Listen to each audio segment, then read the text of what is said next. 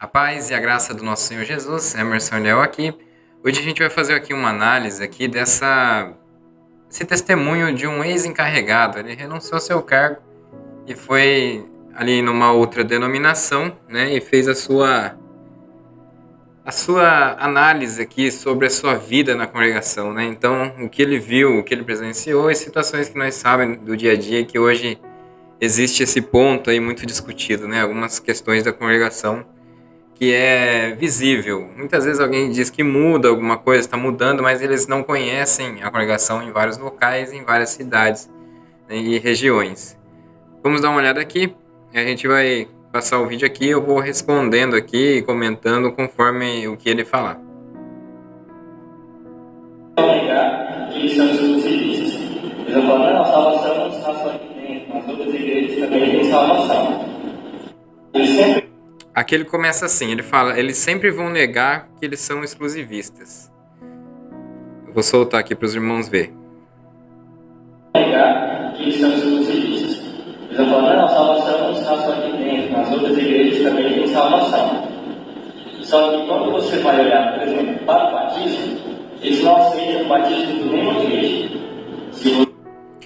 É isso que ele falou, realmente é assim. Desde que eu nasci, fui criado na congregação, como todos falam, né?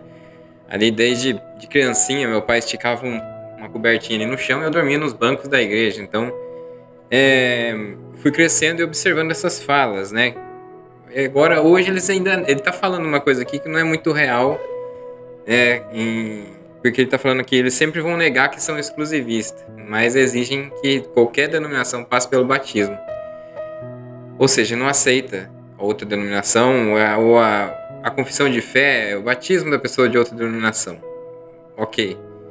Mas essa questão de negar que é exclusivista, isso não é em qualquer lugar, porque tem o nosso irmão Paulinho lá, né, do Jardim Paulista, ele fala abertamente que a congregação que tem o Espírito Santo, né, que ali é a graça de Deus, que você não tem lugar igual, várias coisas. Eu até fiz vídeo aqui já dele falando, afirmando. Então quem tá achando que eu tô inventando ou falando alguma coisa, é só ir ver no canal aí, né, ou ver situações, pesquisar situações do Paulinho. Tem outro canal aí que ele fala que a congregação é a graça, só ali tem o Espírito Santo. Uma vez falou até que o pastor perguntou: por que você chama nós de primo? O pastor da Assembleia de Deus, hein? Veja bem, que é o que eles consideravam a mais próxima. Ele falou assim: é só você não adulterar, não roubar, não pecar, que daí nós chamamos você de irmão. Ou seja, ele quis dizer que eles fazem tudo isso, que eles são praticantes dessas coisas abertamente. Então por isso que chama só de primo, não chama de irmão. Então, irmão, esse pensamento do Paulinho é de várias regiões da congregação. Então quando você fala, não é assim, você não conhece, porque a congregação não lança um ofício, não lança uma circular, não muda o seu estatuto, né? Não faz uma reunião grande aí, para todos parar de falar essas coisas. Não confirma nada. Então fica lá a vontade de todos pensar assim, né?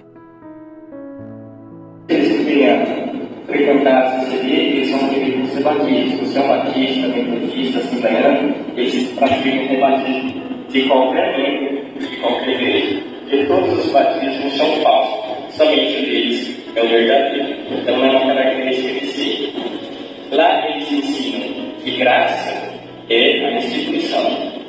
A CCD é a graça de Deus na terra.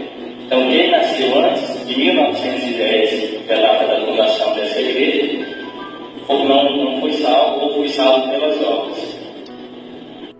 Isso aqui ele está resumindo, né? Porque a verdade é a seguinte: sempre que foi testemunhar, alguém vai falar assim: Deus me chamou nessa graça, mesmo que ele era de qualquer outra denominação, e aí ele foi se batizar, no batismo que fica: amanhã pode ser seu último dia, eu vou sair da água, hein? Por que você não vem? Fica naquela pressão psicológica, né? Sem a pessoa entender quase nada, né, sobre o que está fazendo, o que vai ser a vida como cristão. Então a pessoa vai lá, batiza, depois também não quer saber se a pessoa vai voltar, ou era um jovem aí de família de alguém que ficou anos na igreja, depois batizou, e acontece alguma coisa, algum namoro que eles falam que não condiz com a igreja, todo namoradinho fora dos parâmetros cristãos, não sei o que, né, eles fazendo as maiores barbaridades em pensamento, em enganar os outros e tantas situações de pecados, que não é só falhas e erros, são pecados mesmo, que o homem é sujo. Ele julga seu filho e joga fora, aí ele também não quer nem saber, mas força o batismo. Aí aqui vamos continuar aqui, né? Que ele vai falar sobre que lá é a graça justamente por isso. Porque pensamento assim de que tem que rebatizar, né? Ao mesmo tempo tem a salvação pelas obras, que envolve os usos e costumes, aquilo que ele chama de sã doutrina, ele tem muitas vezes como aquilo para se salvar. Eu tô falando isso para vocês, irmãos. Não é assim, tá criticando a congregação, é o que eu presenciei, é o que eu vi. Você entendeu?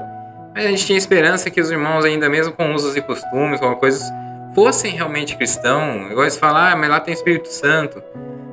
Irmão, a gente tá vendo as situações nos vídeos, o que acontece. Lá são colocados os cargos, não recebe salário, né? Depois teve o irmão Nicolau, que foi tirado da presidência, aí pagando alguém para mentir sobre ele. Cadê o Espírito Santo que fala da igreja, que não revelou que tudo isso era uma armação para tirar o irmão? Mas resolveu tirar porque ia ficar feio o escândalo que inventaram. Mas se é Deus que coloca, aí vai lá e tira, assim, sabendo que poderia ser um escândalo, poderia ser uma mentira, uma armação. Vamos continuar. Se você não faz parte da congregação, você também não é salvo. E a partir do momento que você sai de lá, você é considerado um apóstolo. Eu sou considerado um apóstolo. Eles dizem isso abertamente, pessoal. Então a pessoa sai de lá e é considerada apóstata, né? Igual foi quando o ministério de Jandira as pessoas saíram. Então era tudo apóstata, né? Era cães, chamado de tudo quanto é adjetivo. E depois, claro que era só uma questão de poderes, né? Samuel Trevisan foi lá no púlpito, testemunhou, tudo bem, abraçaram. Poderia até ter ficado lá, ter voltado. São questões entre os homens grandes, tá? Enquanto muitos julgavam os que iam visitar o ministério de Jandira, outras igrejas chamavam de apóstolo, tá? Olhavam de pé a cabeça, não queria dentro da igreja. Cargo, então, tocar, jamais. Mas o irmão Samuel Trevisan foi lá, testemunhou. Se ele tivesse continuado lá, ele até voltaria até o cargo, tudo, mas entre os irmãos é aquela raiva pela religiosidade. Você está entendendo a realidade? Está entendendo o que é religião, denominação, homens, instituição? Cria tudo isso como salvação, como salvífico. E enquanto os grandes estão lá, só cargos, só pessoas empresários, só vão chegando a esses cargos. Eu vou parar por aqui, porque senão a gente fala até demais, né? Qual que é a causa da nossa apostasia? Congregar na presbiteriana. Lá você também não pode frequentar cursos de nenhuma outra igreja. Se você, por exemplo, quando eu fui na Batista, eu entrei, parecia que eu estava indo, comprar droga. É a realidade. Então, assim, eu tenho muito medo. E se eles pegarem você em outra igreja, você é disciplinado, acontece várias coisas com você. E pode ser como você pode frequentar outra igreja. Isso é uma realidade. Tem uns aí que vai falar assim, aqui no meu lugar onde eu moro, eu posso frequentar outra igreja, não tem problema nenhum, mas é o que ele falou. É disciplinado, se for em outra igreja. Ele falou até que a sensação que deu quando ele visitou o Batista e foi na congregação, que parecia que ele ia comprar droga. Isso aí é a realidade, porque alguns não têm essa força, não têm essa graça verdadeira dentro do seu coração, essa conversão. Então ele tem a denominação como a chave de levar ele para o céu. Então ele não quer nem batizar, não quer nem conhecer outras de denominação, como visitar, entendeu? Não quer saber, porque ele tem medo. Ele pensa nisso, já dá uma coisa dentro dele, assim. Eu sei porque eu já fui assim, tá, irmão? Então é conhecimento de causa. Quanto à ceia, que também são exclusivistas, a ceia só para membros da CCB. A ceia não é de Cristo, a ceia é para eles, é da igreja. Então, se você é membro de qualquer outra igreja, você não pode participar da ceia com eles. Proselitismo também, eles não têm evangelismo, então a forma deles captarem membros não é evangelizando pessoas que não conhecem o Evangelho, é evangelizando pessoas que já são de outras igrejas. Se você for hoje lá e souber que você é presbiteriano, eles vão pregar outro evangelho para você, até que você seja batizado. Quando você batizar, então significa que Deus completou a sua obra. Você não pode ler livros cristãos.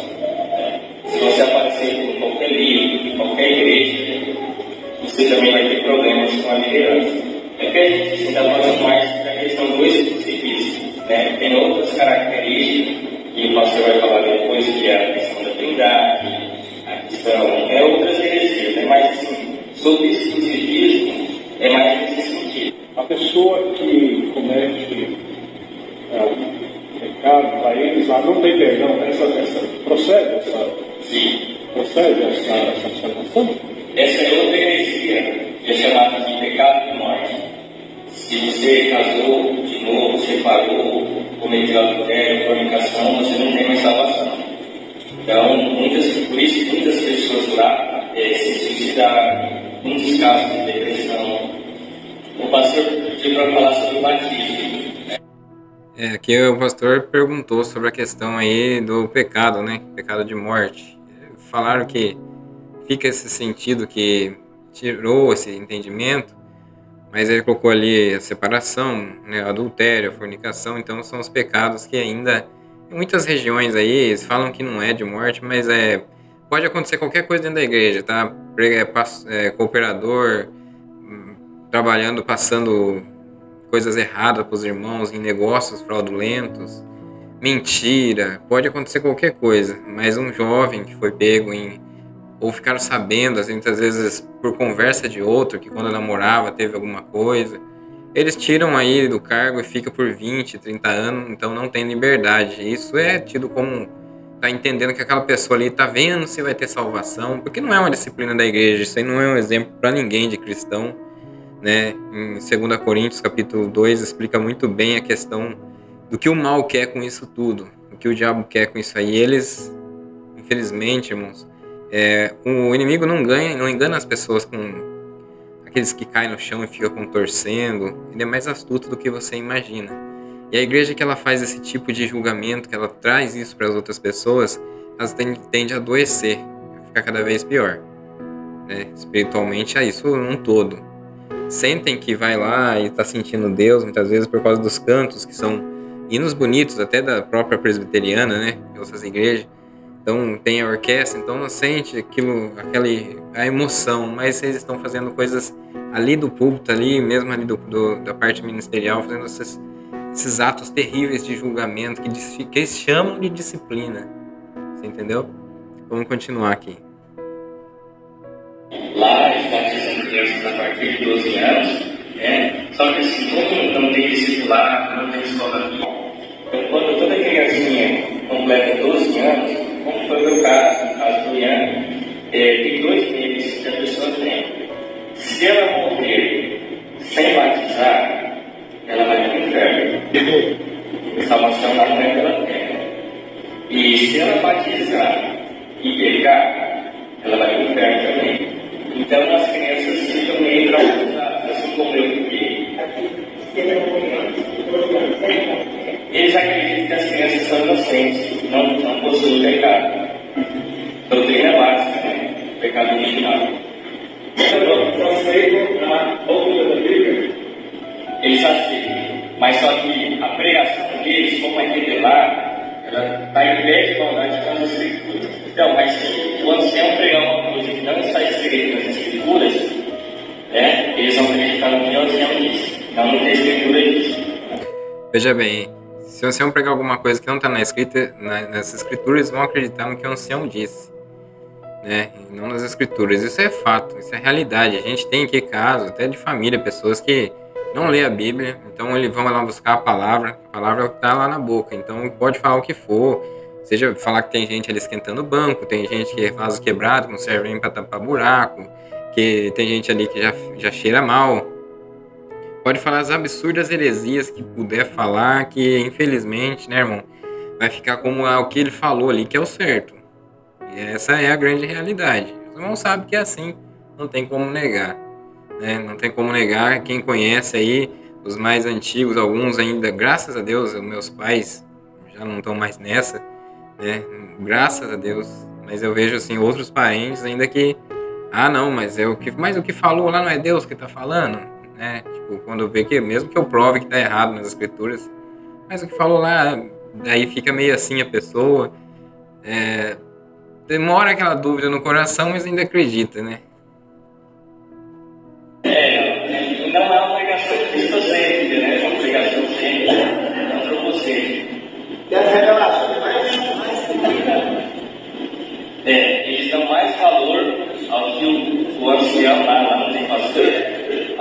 ancião disse. Se a Bíblia estiver negando aquilo que o ancião diz, eles ficam com a palavra do ancião. Eles não negam a Trindade, tá? Mas como eles alteraram a declaração de fé deles, lá tinha escrito assim: nós acreditamos na unidade de Deus como 3 pessoas distintas. Mas recentemente eles alteraram isso e tiraram a distinção entre Pai e Espírito Santo. Isso acaba dando margem por arianismo, né? Tem muitos irmãos lá que são arianos, e eles não têm problema nenhum com a liderança da igreja de serem arianos. Então essa doutrina, essa abertura da doutrina da Trindade, acabou dando esse duplo sentido, né? Que ela tanto faz, você crer ou não crer na Trindade, ser unicista, ou unitarista, ou trinitário, a mesma coisa, para eles não faz diferença. Isso não é importante. Essa questão que ele entrou da Trindade aqui, irmão, isso aqui são questões que outras denominações, cada um tem o seu entendimento sobre isso. A gente sabe que a Trindade é uma questão aí que já vem de longa data sendo discutido, porque as pessoas... Vocês viram que eu não entro nesse assunto muito no canal. Porque alguns acreditam de uma forma, outros de outra, e se você for analisar tudo, a soberania de Deus, ele sendo o que ele é, alfa e ômega, né? Toda a magnitude, a gente não consegue colocar adjetivo para Deus. Quem dera você fica sabendo como funciona, né? O Pai, o Filho e o Espírito Santo. É algo, ao mesmo tempo que simples. Pai, Filho, Espírito Santo, né? E só que criam toda uma polêmica, uma discussão. Uma hora eu vou falar aqui melhor para vocês, né, com o que é o meu entendimento sobre isso. Mas agora o vídeo é sobre ele ter dado esse testemunho. Basicamente, eles vão testemunhar sempre que for para uma outra denominação. Pode acontecer da pessoa ficar à vontade, se ela quiser falar, não é obrigado, mas a pessoa vai falar, vai dar o seu testemunho, entendeu? E muitas vezes ele vai contar o que ele presenciou de acordo com o que ele aprende, né? Seja que a pessoa fale assim, tem calvinismo, não sei o quê, mas a igreja presbiteriana independente, por exemplo, é uma igreja que não fica batendo nessa tecla, falando em calvinismo, em predestinação. Você não vai ouvir. E são pregações excelentes. As pregações de Hernandes Dias Lopes, por exemplo, ele não fica nessa polêmica de predestinação. Aliás, tem uma... Eu não consigo colocar aqui porque tem direitos autorais as pregações dele, mas ele tem aí uma pregação sobre a predestinação. Eu coloquei aqui essas diferenças que vocês precisam entender para não ficar com esse julgamento. Entram aqui, mas ele foi na presbiteriana. Vai ali que tem um vídeo meu no canal que fala sobre a predestinação, a questão do calvinismo, essa questão toda. E você vai passar a entender que isso é irrelevante para os dois lados, assim como a Trindade é irrelevante. Vocês observam que muitas vezes o calvinismo, quando fala-se muitas vezes em pensamento deles, em predestinação, na igreja eles não vão ficar falando para você e nem obrigar você a pensar dessa forma. Só que dentro da congregação também tem por muito tempo que foi uma questão de predestinação. Porque quando uma pessoa sai, um jovem sai da igreja, eles falam, se for realmente de Deus, um dia ele volta. Né? Se for de Deus, Deus chama. Então, dá no mesmo. No final das contas, vocês vão ver o pensamento deles mais profundo, que aquele até, pelo menos eles não julgam os outros, não jogam fora da igreja, porque aquele que está indo na igreja com fé, para eles são predestinados à salvação. Para aqueles que não quer, que nega Jesus, que está negando Jesus, negando a fé, é um sinal de que ele não é um predestinado. É assim, se eu for olhar bem, é o que a congregação sempre falava. Mas esse aí, quem sabe, né? Tá aí na igreja aí, mas não sabe se ele vai ser de Deus mesmo, né? A gente nunca sabe. E essa conversa que sempre teve. Então tá bom, irmão. A gente fez um comentário aqui sobre esse afastamento dele aí do cargo, né? Ter renunciado e o seu testemunho aí na igreja que ele tá frequentando. O que eu vi ali pelo jeito é a igreja presbiteriana mesmo, né? Mas eu acho que é a igreja presbiteriana do Brasil. Enfim, esse é o vídeo de hoje. Se inscreve no canal aquele que não é inscrito. E até o próximo vídeo. Se inscreve no canal, irmão. Às vezes você não tá vendo, assistindo aí, mas não se inscreve. Deixa de se inscrever e perde muita coisa. E Deus abençoe a todos. Graça e paz verdadeira no coração de todos.